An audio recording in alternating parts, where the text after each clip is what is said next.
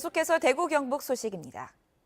박인규 전 대구은행장이 어제 검찰에 나와 20시간 넘게 조사를 받고 오늘 아침에야 귀가했습니다. 채용비리와 비자금 조성 혐의에 대한 사법 처리가 임박했다는 관측이 나오고 있습니다. 윤태우 기자가 취재했습니다. 박인규 전 대구은행장이 강도 높게 검찰 조사를 받았습니다. 어제 아침 9시 30분에 검찰에 출두한 박 전 행장은 오늘 새벽 6시에 귀가했습니다. 제 뒤로 보이는 곳이 박 전 행장이 조사를 받았던 검찰 특수부 조사실입니다. 검찰은 박 전 행장을 상대로 채용 비리와 비자금 조성 혐의에 대해 20시간 넘게 조사를 했습니다. 채용 비리 30여 건 가운데 혐의 입증이 가능하다고 검찰이 판단한 것은 불과 10건쯤입니다. 청탁을 받고 점수 조작 같은 불법 행위를 했는지 추궁했습니다. 금융감독원이 수사 의뢰한 박 전 행장 운전기사 자녀 채용과 대구 병원 경영자 자녀를 보훈 대상자로 둔갑시켜 채용한 과정에서 불법이 이뤄진 것으로 검찰은 보고 있습니다. 지자체 금고 유치를 대가로 공무원 자녀를 채용한 부분도 조사하고 있는 것으로 전해졌습니다. 박 전 행장은 취임 직후인 2014년부터 지난해 8월까지 법인카드로 상품권을 산 뒤 일명 상품권 깡 방법으로 비자금 30억 원을 만들었습니다.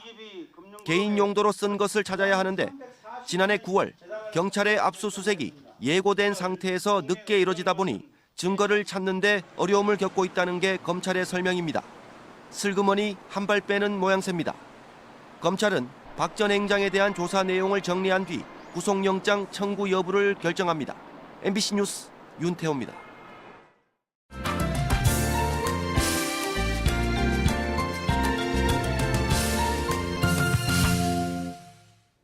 네트워크 뉴스입니다. 제주에도 농촌이나 선원 등 내국인이 기피하는 3D 업종에서 일하는 외국인 노동자들이 적지 않습니다. 하지만 노동 현장에선 폭행이나 임금체불 등 외국인 노동자에 대한 인권 침해 사례가 끊이지 않고 있습니다. 김항섭 기자의 보도입니다. 제주 부근의 칠흑 같은 바다에 사람이 빠져 허우적대고 있습니다. 어선에 탄 다른 선원은 쳐다만 볼 뿐 구조는 뒷전입니다. 지난해 6월부터 갈치잡이 어선에서 일하고 있는 베트남인 선원 27살 응모 씨가 바다에 빠진 것은 지난달 29일 저녁 8시쯤. 고기잡이를 나갔다 선장과 말다툼이 벌어졌고 자신을 바다에 빠뜨렸다는 겁니다. Ông ấy xô xát em trước sau em nếu sau đi ông ấy xô em rớt xuống biển ạ. Vì rớt xuống biển thì em bị lạnh rồi bị tê chân tê tay và 응 씨는 지난해 12월에도 다른 선원에게 주먹으로 얼굴을 맞는 등 폭행을 당했다고 주장했습니다. 협박과 폭언도 이어졌습니다. 바꿔줄 수 있어. 돈 가져와. 나한테. 조금 있으면 네 계좌도 이거 돼 이거. 폭행을 당했다고 주장하는 베트남인 선원은 현재 제주 시내의 한 이주민 쉼터에서 머물고 있습니다. 해경에서는 정확한 사실관계를 파악하기 위해 수사에 나섰습니다. 빠진 경위가 서로 말이 좀 틀린 어떤 정황적인 측면이 있어가지고 이제 조업을 나간다고 해가지고요. 다음에 저 주사를 일정을 잡아가지고 할 겁니다.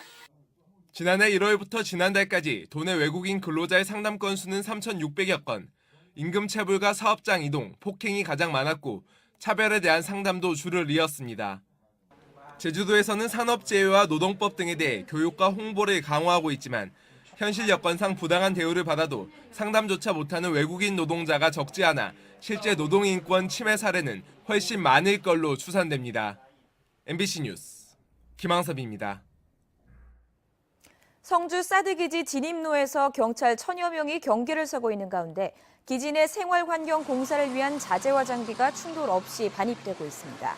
국방부는 오늘 오전 8시 반 공사 자재와 장비를 실은 트럭을 비롯해 모두 10대가 기지로 들어갔다고 밝혔습니다. 앞으로 3개월간 공사 자재와 장비가 매일 반입 반출될 예정인 가운데 사드 반대단체와 주민들은 저지하겠다고 밝혀 갈등이 계속되고 있습니다.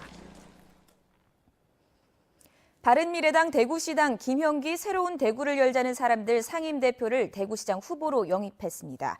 김형기 대표는 내일 오전 10시 국제보상운동기념공원에서 유승민 바른미래당 공동대표와 함께 기자회견을 하고 출마를 공식 선언합니다. 김 대표 출마로 대구시장 선거는 자유한국당 권영진 후보와 더불어민주당 임대윤 후보와 3파전으로 치러질 것으로 보입니다.